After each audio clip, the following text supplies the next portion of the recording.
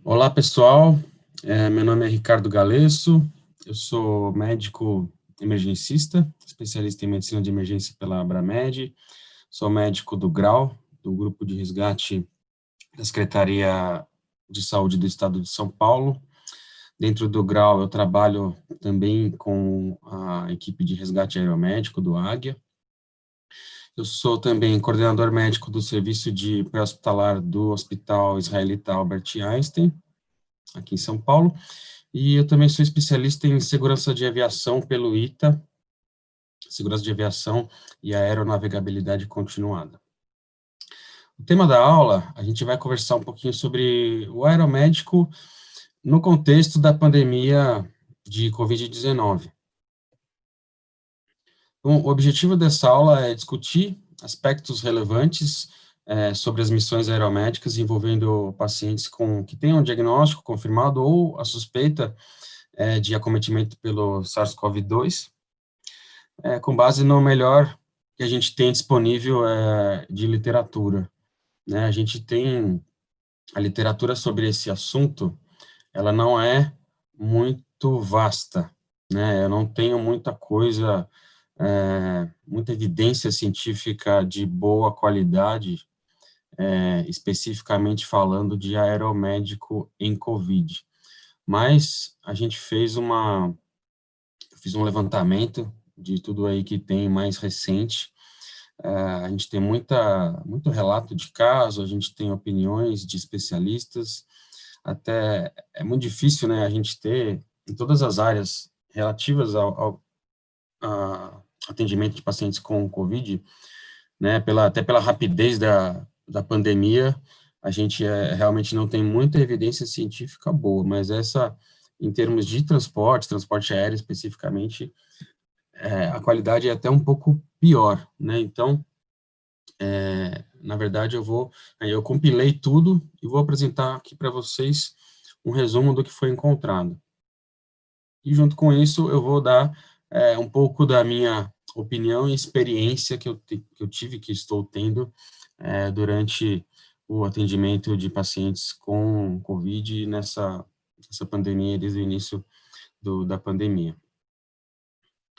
Rapidamente, eu vou passar alguns conceitos para vocês em relação ao que é o nosso serviço, do que a gente está falando, né?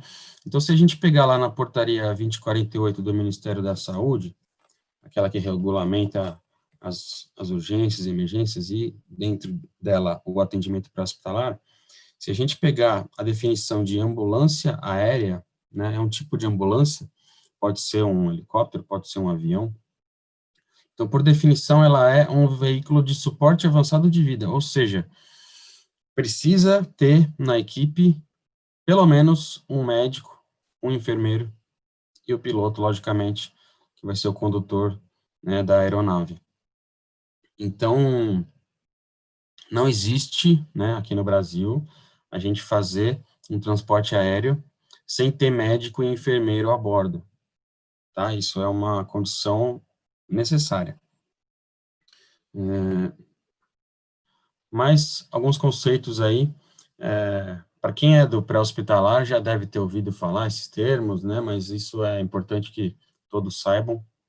A gente tem a divisão, né, de atendimentos, de tipos de atendimentos pré-hospitalares em primário, que é aquele que a gente faz na rua, né, que é aquele que aparece mais na mídia, né, que o SAMU, o resgate, o bombeiro fazem, e o atendimento que a equipe vai até o local onde ocorreu o agravo à saúde, seja ele um trauma, seja ele uma emergência clínica, psiquiátrica, qualquer tipo de emergência médica. A equipe vai lá, atende o paciente, estabiliza, né, realiza toda a estabilização inicial, coloca numa viatura, que seja uma aeronave, transporta o paciente até o serviço de saúde de referência. Daí a gente tem o atendimento secundário, né, ele é basicamente você transferir ou transportar um paciente de um serviço de saúde, onde ele está, para outro serviço de saúde, normalmente de um lugar com menos recursos para um lugar com mais recursos. sinônimos, né, que vocês podem encontrar aí na literatura ou no dia a dia, de atendimento secundário, seria um transporte interhospitalar, uma remoção, uma transferência. Vale dizer também, né, que dentro do atendimento primário, a gente tem o conceito de resgate. A gente fala muito, né, o termo resgate aeromédico, resgate, aqui em São Paulo tem o sistema resgate, né, do qual eu faço parte. Resgate, por definição, ele é um atendimento pré-hospitalar, no qual eu preciso aplicar algum tipo de técnica de salvamento. O que é uma técnica de salvamento? É você fazer um trabalho em altura, por exemplo, você abordar um paciente vítima presa em ferragens, esse tipo de coisa, né, em locais de difícil acesso. Então, quando eu precisar empregar uma técnica de salvamento qualquer, eu posso classificar aquele atendimento como um resgate. O resgate, portanto, ele é um atendimento primário. Todos os resgates são atendimentos primários, mas nem todos os atendimentos primários são resgates, tá? Mas a gente usa muitas vezes como sinônimos, né? Apesar de, estritamente falando, eles não serem sinônimos. Princípio fundamental do pré-hospitalar, a gente tem que bater sempre nessa tecla, independente de se a gente está no terrestre, no aéreo, no COVID, na COVID ou não COVID, tá? Segurança. Então, o princípio fundamental é a segurança, tanto do indivíduo profissional da saúde, que é a primeira coisa que a gente vai pensar. Então, eu sempre, primeiro, antes de tudo, é a minha segurança, eu tenho que pensar na minha segurança para começar a atender o paciente depois. Segurança da minha equipe, isso é fundamental, esse conceito, né, de segurança do profissional da equipe, porque, especificamente no pré-hospitalar, a gente está muito exposto, a gente não tem a segurança de estar dentro de um hospital ou de um serviço de saúde, a gente está exposto a intempéries, a gente está exposto à população, a gente está exposto a N riscos, né, e a gente tem que sempre prestar atenção nisso. E também, logicamente, a segurança do paciente. Então, são esses 3 níveis de segurança que a gente tem que pensar sempre no APH.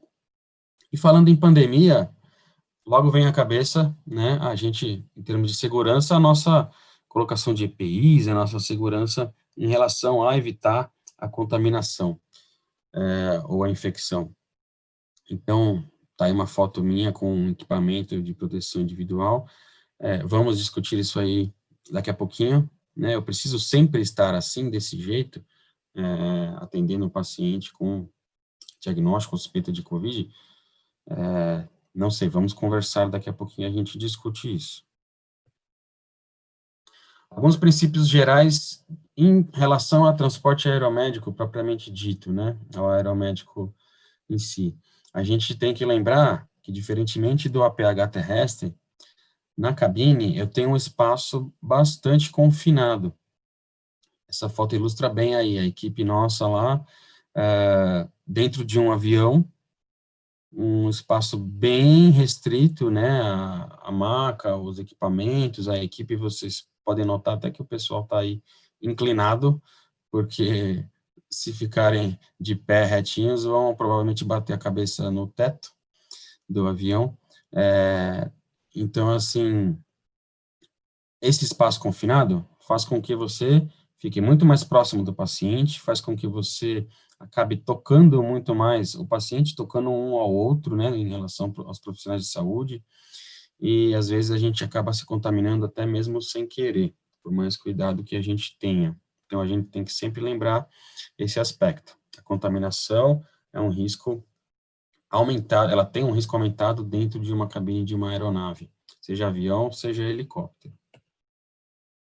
Outro princípio muito importante no aeromédico, a cabine, né, mesmo que eu esteja num avião pressurizado, eu tenho uma diminuição da pressão atmosférica dentro, né, naquela atmosfera dentro da cabine, a pressão que está lá, ela é menor do que seria uma pressão no solo ou ao nível do mar.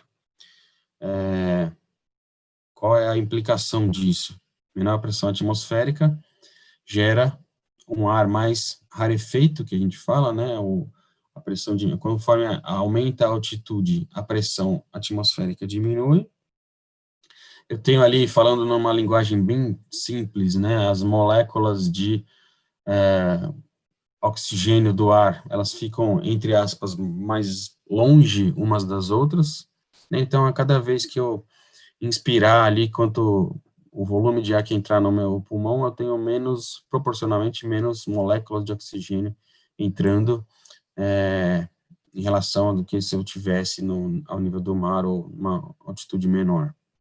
Isso gera, então, hipóxia, né? Cada vez que eu respiro, vem menos molécula de oxigênio para mim, né, no meu pulmão. Então, vai gerar hipóxia. Aqui eu coloquei uma foto, isso aqui era uma missão aeromédica que a gente fez, noturna, e tinha um display ali na cabine do avião, mostrando aquele 41.000 ali, 41.000 pés, que em aviação a gente mede altitude em pés, unidade de medida, que é mais ou menos 1/3 de metro. Então, se você dividir aquele 41.000 ali por 3, dá mais ou menos o quanto a gente estava em altitude, o que é bastante, né? Então, assim, a gente, logicamente, dentro da cabine, como o avião é pressurizado, a gente tem uma altitude ali que varia o equivalente a 6.000 a 8.000 pés de altitude dentro da cabine do avião, que já gera também sintomas em pacientes que tenham algum problema, né?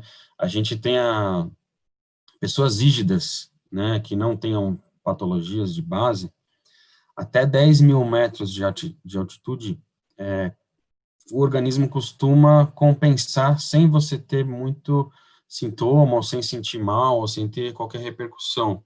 A maioria das pessoas não tem, até 10.000 metros. Por isso que os aviões mantêm, normalmente, os aviões comerciais, ou mesmo esses que a gente faz o aeromédico, mantém a cabine com uma pressão equivalente a uma altitude de 6 a 8.000 pés. Então, teoricamente, não vai ter repercussão em pessoas rígidas, porém, eu tenho que lembrar que eu estou levando um paciente, e que muitas vezes, pensando em COVID, ele vai ter, o pior problema dele é a parte ventilatória, né? Então, isso eu preciso sempre ter em mente, né? Que o paciente, ele está numa condição que não é a condição ideal para enfrentar um ambiente hipóxico, especialmente também se ele não estiver em ventilação mecânica, né? Se ele estiver em ventilação espontânea, se ele estiver em ar ambiente, né? Também eu vou me preocupar bastante com essa questão. Ainda nos princípios gerais, eu tenho lá, nos atendimentos primários, naqueles resgates que eu falei para vocês, né, aquele que eu vou com helicóptero socorrer um trauma, um acidente, né, um paciente grave. Então, se eu tiver um paciente com rebaixamento do nível de consciência, ou se eu não tiver como levantar informação em relação ao passado médico dele, não consigo saber, né, se ele tem alguma suspeita de estar com COVID, ou estar contaminado, ou estar com algum sintoma sugestivo, então, a priori, eu vou considerar ele como portador do vírus. Talvez não necessariamente doente, mas eu vou considerar que ele está infectado. Por quê? Porque eu preciso, voltando lá, pensar primeiro na minha segurança e na segurança da equipe. Então, eu tenho lá um paciente que não pode informar rebaixamento do nível de consciência, ou mesmo que ele esteja consciente, mas eu não consigo levantar a informação em relação a sinais e sintomas de infecção por SARS-CoV-2, vou considerar como portador. Isso implica em quê? Em que eu use, em todos esses tipos de atendimentos, EPI completo, equipamento de proteção individual completo. Então, está aqui um exemplo, tá, de um atendimento meu aqui, a equipe dentro lá do Águia com o paciente embarcado e a gente tá com o EPI lá completo, um avental impermeável, logicamente a luva, que a gente nunca deixa de usar, né, uma máscara N95, um face shield, um protetor facial, um óculos, então a equipe toda tá super paramentada e preparada, também estou com um protetor ali na cabeça, que não dá para ver na foto, mas a gente está com o EPI completo, né, independente, né, da gente, eu não sei se o paciente tem Covid ou não, eu vou usar, então até prova em contrário ele tem, eu preciso proteger a equipe inteira. Quando a gente fala de atendimento secundário, né, ou transporte interhospitalar, a palavra fundamental é planejamento. O atendimento secundário, por definição, então, o paciente está lá já em algum serviço de saúde, ou seja, ele já teve um atendimento inicial, ele já teve alguma atenção especializada, que seja, e agora ele precisa ser removido de lá, e eu preciso fazer isso com a maior, novamente batendo na tecla da segurança, a maior segurança possível, e para que isso seja muito seguro e não ocorram imprevistos, eu preciso planejar. Eu preciso planejar muito bem o que eu vou fazer. Então, primeiro de tudo, tem que ter indicação. Esse atendimento secundário tem que ter uma indicação precisa. Eu preciso saber, né, quais equipamentos eu vou precisar usar naquele paciente, se ele está em ventilação mecânica, se ele está recebendo drogas em bomba de infusão, se ele está, que tipo de medicação ele está tomando, se ele está estável, se ele está instável, e quais os equipamentos que eu tenho disponíveis na minha equipe, na minha aeronave, né? O que eu tenho, né, para usar, para utilizar nesse atendimento durante o transporte, né? Lembrando que o paciente não vai levar os equipamentos que estão com ele no hospital onde ele está, né? A gente tem que ter o nosso próprio para a gente colocar na aeronave e transportar. A preparação da equipe, a condição, né, de ver se o paciente tem como ser transportado, isso é uma coisa bastante importante. Então, assim, não existe uma receita de bolo, não tem os pacientes estão em condições variáveis, né, então eu tenho que analisar o contexto global, eu tenho que saber como ele está, eu tenho que saber a parte ventilatória especificamente é muito importante, e se ele estiver muito instável, muito grave, a movimentação dele, eu tirar ele de um local, de uma UTI ou de um hospital que ele esteja para levar para outro lugar, só essa movimentação ela pode agravar o estado do paciente. Então, o meu transporte ele não pode ser um agravador da condição de saúde. Eu tenho que transportar para melhorar o paciente, não posso correr esse risco de piorá-lo ou de deixar ele numa condição ruim. Então, se ele estiver muito instável, se ele estiver muito grave, eu tenho que pesar e muitas vezes eu tenho que até negar esse transporte. Comunicação é muito importante, então eu preciso falar com quem está cuidando do paciente naquele momento, eu tenho que ter uma equipe de transporte que saiba de tudo o que está acontecendo e quem vai receber o paciente também tem que estar sabendo de tudo o que está acontecendo, né, tanto em termos da condição clínica do paciente, como em termos da logística do transporte em si, né, tá vindo de onde para onde, quanto tempo isso vai demorar, que horas que vão chegar, vai chegar de avião e vai fazer um transporte terrestre até o hospital, ou vai chegar de helicóptero direto no meu hospital, então tudo isso tem que ter bem, né, alinhado para evitar percalços também. Então, vamos rapidamente falar sobre as indicações, né? Quais são as principais indicações de um atendimento secundário, de uma transferência, né? Então, a primeira que eu falei que é a mais frequente, transferir o paciente para um serviço que tenha os recursos de que ele precisa, tanto material como humano, né? Às vezes não tem um especialista X, né, de uma especialidade médica ali no lugar onde ele está. Às vezes eu não tenho um equipamento médico específico, eu não tenho um ventilador, eu não tenho, né, algum tipo de exame que ele precise fazer. Uma outra indicação que acontece, né, com frequência nessa pandemia seria a superlotação, né, o esgotamento de leitos ou de recursos no lugar onde esse paciente está, e eu vou precisar tirá-lo dali, não obrigatoriamente onde ele está é um lugar que não tem recursos, mas ele não tem espaço, né, não tem mais onde a gente colocar o paciente, então a gente tem que pensar também, tem lugar para levar, a gente leva e tira para distribuir, né, geograficamente falando, os pacientes.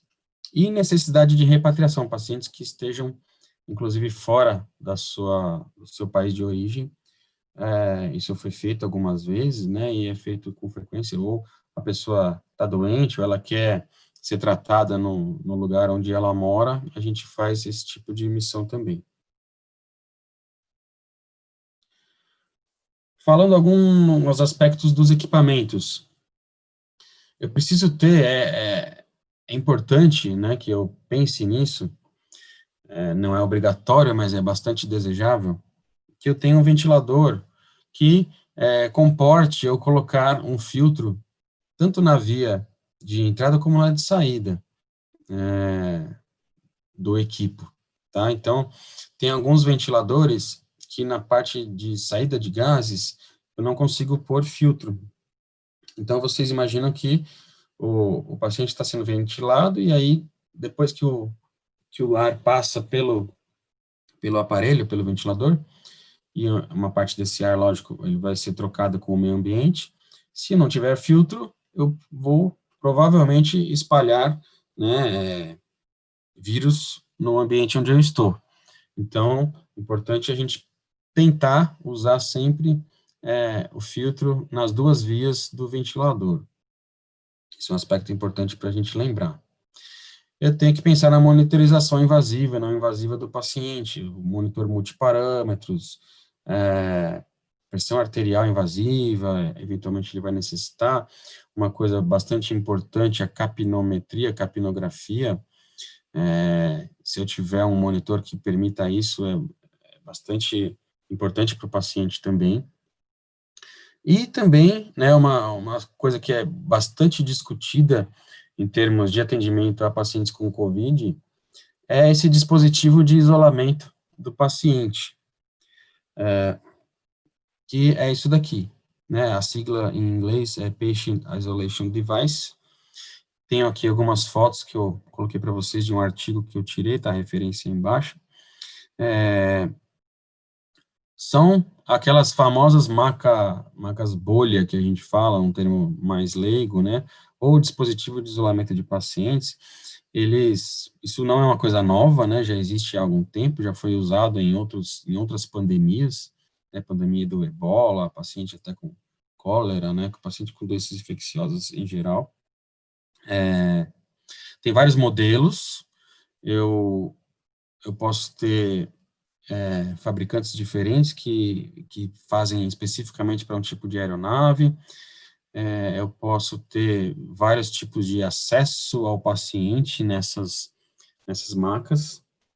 Então, em relação ao dispositivo de isolamento do paciente, ele é recomendável, né, se eu tiver um paciente infectado, é interessante que eu utilize esse dispositivo, porém, não é obrigatório, até porque eu muitas vezes não vou ter o recurso para adquirir um dispositivo desse, né?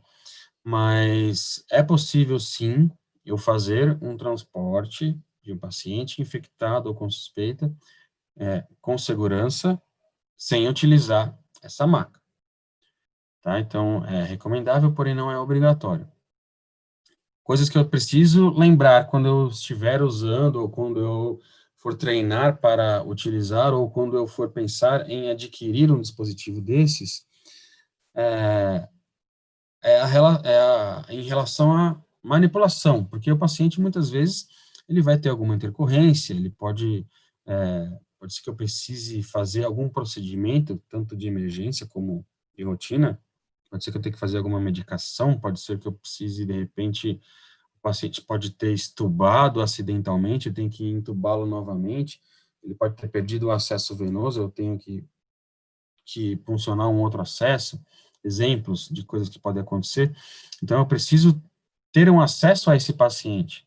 Como que eu faço? Essa marca de isolamento, a maioria delas tem locais, né, portais ou pórticos ali que você consegue colocar sua mão, mantendo o isolamento, mas a sua mão para você mexer com o paciente, né, mas nem todos os modelos têm esses pórticos, por exemplo, dos dois lados da maca. Tem modelos que tem de um lado só, tem modelos que não tem atrás da cabeça, tem só na lateral do paciente. Então, tudo isso a gente tem que ver. Então, se você trabalha num serviço que tem esse dispositivo, é interessantíssimo você treinar antes, você conhecer o seu equipamento. Se você for adquirir, você pensar nessa questão. Outro aspecto que a gente tem que lembrar em relação a essa marca de isolamento é que pacientes que estejam conscientes vão ter uma experiência bastante desagradável dentro dessa maca, né? Então, ali você está praticamente dentro de um saco plástico, né? Uma coisa bastante claustrofóbica, né? Então, é muito difícil você usar isso em pacientes conscientes. Normalmente, se o paciente está consciente, você precisa sedá-lo para conseguir utilizar essa maca. Uma vantagem, né, uma coisa boa de você ter a maca, falando, né, além de todos os outros aspectos, é que se eu tiver, principalmente em voos mais longos, mais do que 2, 3 horas de viagem, o paciente está dentro do dispositivo de isolamento, a equipe de saúde, ela não tem obrigação de utilizar aquele macacão impermeável que cobre lá desde a cabeça aos pés, e justamente porque o paciente já está isolado, né? Então eu posso ter um nível abaixo de proteção, né? Lógico que eu vou manter a minha proteção com máscara, com proteção aos olhos, pode ser um protetor facial também, e a luva e tudo, mas eu posso eventualmente não utilizar o macacão, que é bastante desconfortável, né? Para quem já usou sabe. Utilizar o macacão, ele esquenta muito, né? Ele não permite que você praticamente transpire. Você fica suando, você fica molhado, você fica sem acesso aos seus bolsos, né? Se você deixou alguma coisa, sei lá, esqueceu o estetoscópio embaixo do macacão, ele vai ficar embaixo. Se você esqueceu o teu celular no bolso e você precisa informar alguém do hospital, passar alguma informação, ele está lá dentro, embaixo do macacão. Então, assim, é uma logística bastante complexa, tá? Então, se eu conseguir não utilizar esse macacão, é uma coisa boa para a equipe. Eu diminuo o nível de estresse, eu diminuo a fadiga da equipe. Isso reflete também na segurança do paciente, né? Equipes menos fadigadas, equipes menos estressadas cometem menos erros.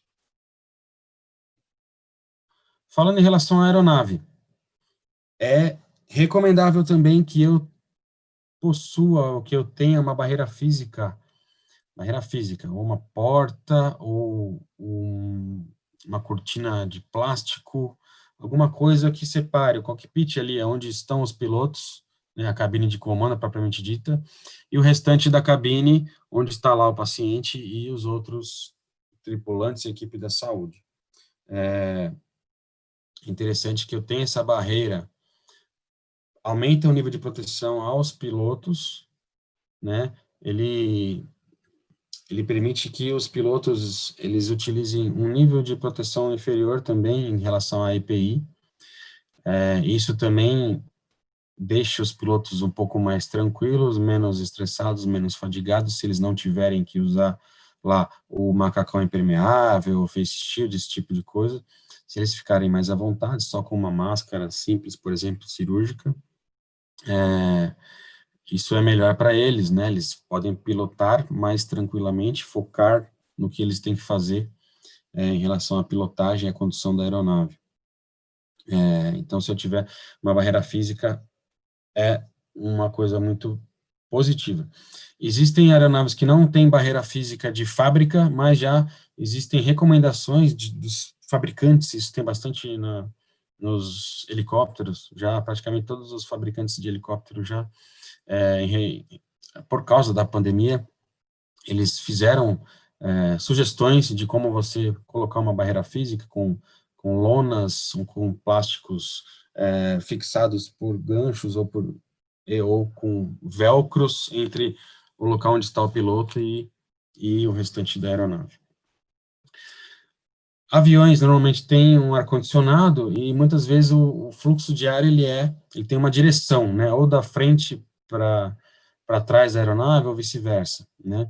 Então, eu preciso saber também, se eu souber esse direcionamento do fluxo, eu posso me preocupar mais ou menos em relação à contaminação também do restante da equipe. Pensar na iluminação, se eu tiver especificamente, né, ou principalmente no dispositivo de isolamento do paciente, essa iluminação tem que me permitir olhar e ver o paciente com clareza, né, ele estando dentro daquela maca de isolamento. Como que eu vou fixar essa maca de isolamento, esse dispositivo de isolamento no avião, se dá para entrar e sair com ela de maneira segura, né? Quem faz aeromédico sabe a dificuldade que é de entrar e sair com o paciente, as portinhas são pequenas, a maior parte das aeronaves, elas não foram construídas para o aeromédico propriamente dito, falando de avião, né? Não de, nos helicópteros costuma ser mais fácil, mas nos aviões costuma ser bem difícil, o embarque e desembarque, e se o paciente, talvez, se ele esteja com o dispositivo de isolamento, isso vai ser um pouco mais difícil. Fonte de energia, sempre pensar também que eu vou ter N equipamentos elétricos, eletrônicos, e que eu vou precisar colocá-los na tomada, né, que eu não posso depender exclusivamente da bateria interna. E o dispositivo de isolamento também precisa de energia, porque ele tem bombas de ar, né, e tem bombas que fazem pressão subatmosférica dentro dele, e então também tenho que colocá-lo numa fonte de energia. Em relação à equipe, eu preciso ter pessoas que tenham um treinamento específico para atender pacientes graves em voo, né? Não adianta ser qualquer tipo de formação médica ou de enfermagem, né? Eu preciso ter pessoas que tenham esse tipo de treinamento, que tenham experiência com abordagem de via aérea, ventilação mecânica, emergências médicas em geral, porque esses pacientes eles podem instabilizar a qualquer momento, né? O ideal é que o serviço tenha procedimentos operacionais padrão que vão ser seguidos e a equipe tem que estar ciente, né, familiarizada, tem que conhecer todos esses procedimentos. Treinar, se eu tiver lá o dispositivo de isolamento do paciente, eu preciso treinar antes da missão real. É mandatório, né? Não posso conhecer pela primeira vez aquele dispositivo quando eu estiver com um paciente ali dentro, né, para eu transportar. Eu preciso ter tido algum contato antes, de preferência ter feito algum treinamento, ou até às vezes com um manequim, ou com um manequim de via aérea, com qualquer tipo de treinamento aí antes de usar na missão real. Outra coisa extremamente importante é colocação e retirada de EPI. A gente bate na tecla, não só no aeromédico, em todos os tipos de atendimento, tanto pré-hospitalar como intra, né? Colocação e retirada do EPI é bastante importante para a gente não se contaminar, principalmente na retirada. Em relação aos EPIs, então, né? Eu posso e muitas vezes devo utilizar aquele macacão que tem até o gorro e proteção para os pés, né, o ideal é que a gente fique totalmente protegido. Se eu não tiver esse tipo de macacão, eu posso usar eventualmente um avental impermeável, aquele que não pega até lá embaixo, nas pernas, mas também já ajuda bastante. A máscara que seja N95 ou com um nível de proteção superior, né, pode ser descartável ou não, pode ser aquela que tem o filtro. Óculos, extremamente importante, o protetor facial, face shield. Não é obrigatório usar óculos e face shield, né, eu posso optar por um ou outro. Lembrar dos pilotos e dos tripulantes, né, se eu não tiver lá aquele dispositivo, aquela barreira que eu mencionei, separando a cabine de comando do restante da cabine, se eu não tiver uma barreira física, eu vou ter que colocar os pilotos com o mesmo nível de proteção de EPI do restante da equipe. Então, se eu estou de macacão, eu vou ter que, os pilotos vão ter que ficar também, né? Se eu não estiver de macacão, porque eu tenho a barreira física, ou o paciente está lá no dispositivo de isolamento, eu posso diminuir um pouquinho o nível de proteção dos pilotos, ou se também, eventualmente, os pilotos não vão participar da manipulação do paciente, eles não vão ajudar a pegar a maca, eles não vão chegar perto do paciente, não corre risco de tocar, eu posso relaxar um pouquinho também em relação aos EPIs, lembrando que precisa ter EPI, só vou diminuir um pouquinho o nível de proteção. Depende da missão e depende de como é a aeronave. Falando de limpeza e desinfecção, eu vou também ter que prestar atenção na questão de evitar que os meus equipamentos todos sejam expostos, né, à contaminação. Então, eu vou, na minha fase de planejamento, eu vou pensar o que eu vou precisar, do que esse paciente precisa, quais são normalmente a gente usa mochila, né, no pré-hospitalar, quais são as mochilas que eu preciso ter comigo do meu lado o tempo inteiro, né, aí eu posso, né, uma sugestão é utilizar aquele filme de PVC, aquele plástico transparente, envolver a mochila com aquilo, envolver alguns equipamentos seus com aquilo, que seja monitor, oxímetro ou alguma outra coisa, utilizar aquele filme e depois que você terminou o atendimento, você vai retirar o filme e a contaminação vai ser bastante diminuída. Para eu limpar a aeronave especificamente, eu preciso usar apenas, eu tenho que prestar atenção nisso, eu não posso usar qualquer produto de limpeza, precisa ser um produto homologado pelo fabricante da aeronave, então, extremamente importante a gente lembrar disso. Se a gente usar qualquer produto de limpeza, aquilo pode infiltrar nos sistemas da aeronave, que sejam sistemas eletrônicos, que sejam comandos de voo, aquilo pode gerar uma corrosão, aquilo pode gerar um curto-circuito, aquilo pode gerar um acidente, né? Então, eu tenho que prestar atenção em usar apenas o que o manual da aeronave orienta a gente usar. Um aspecto importante também, que não está elencado aí no slide, mas que a gente tem que lembrar, é o descarte dos materiais descartáveis e do que foi utilizado, que vai ser jogado fora. Isso é bastante importante. Como que eu vou fazer, né? O aeromédico em si, eu tenho lá o avião, ele pousou num aeroporto, né? Eu preciso ter uma infraestrutura dentro do hangar ou dentro do pátio onde ele está pousado, que me permita retirar os EPIs, que me permita dar um destino correto, né? Se eu for fazer uma limpeza, uma lavagem que vai gerar líquidos contaminados, eu tenho que saber para onde que estão indo esses líquidos, para onde que está indo o descarte disso. Extremamente importante eu lembrar disso, tá? Porque, inclusive, falando da parte prática do dia a dia, ocorreu alguns problemas em relação até à vigilância sanitária, interditando ou impedindo até o funcionamento de alguns aeromédicos por causa desse problema de descarte inadequado de resíduos. Então, é extremamente importante a gente lembrar disso. Então, quais são as ciladas, né? Dando uma recapitulada no que a gente falou, né, deixar de checar os equipamentos, eu preciso checar tudo, eu preciso lembrar, né, que, como eu falei, eu tenho equipamentos eletrônicos e elétricos que precisam de energia elétrica e que não podem, que eventualmente podem ter uma bateria que está deficitária. Calcular de maneira incorreta o consumo de oxigênio. Os pacientes especificamente com COVID, muitas vezes eles têm um alto consumo de O2, se eles estiverem com uma máscara de alto fluxo, se eles estiverem em ventilação mecânica com uma fração inspirada de oxigênio alta. Se eu estiver num voo que seja mais longo, eu preciso calcular o consumo de oxigênio.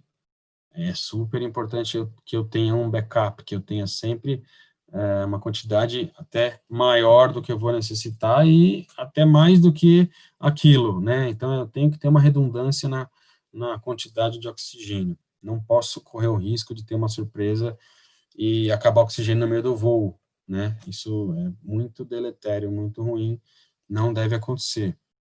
Tem que estar preparado para abordar o ABC do paciente, né? A via aérea, a ventilação, a circulação, emergências que possam acontecer em voo. E outra coisa é saber usar EPI, né? Isso falando em questão da pandemia, a gente fala e refala, é super importante. E no aeromédico, mais ainda. Tudo isso se resume no que eu falei lá na frente, planejamento, né? Principalmente, planejamento cabe para tudo, tanto para atendimento primário como para atendimento secundário, mas principalmente, obrigatoriamente, para os atendimentos secundários, as transferências. Fica de mensagem para casa para vocês terem em mente, né, que o transporte perfeito é aquele no qual a gente não realiza nenhuma intervenção no paciente durante todo o trajeto. Então, é isso que eu quero, é para isso que eu planejo. Eu não quero que o paciente tenha intercorrência, eu quero deixar o paciente estável, eu quero colocá-lo na minha aeronave e eu quero sentar e ficar olhando para ele, olhando para o monitor, o restante do voo só, né? Então, eu tenho que planejar para que o meu voo seja o mais tranquilo possível, que eu não tenha que fazer nenhuma intervenção. Esse é o transporte perfeito, é para isso que eu planejo. Como referência, eu tenho as recomendações de transporte aeromédico na COVID, que estão no site da Abramed. Vocês têm lá, podem baixar o documento. Dentro desse documento que eu ajudei a escrever, tem também todas as outras referências que eu compilei sobre esse assunto, vocês têm tudo lá, tá? Então, fiquem à vontade se quiserem se aprofundar um pouquinho mais. Tudo o que eu falei aqui está escrito lá, tá bom? Então, agradeço aí a atenção de todos. Foi uma honra participar dessa aula e falar um pouquinho sobre aeromédico na COVID para vocês. Muito obrigado.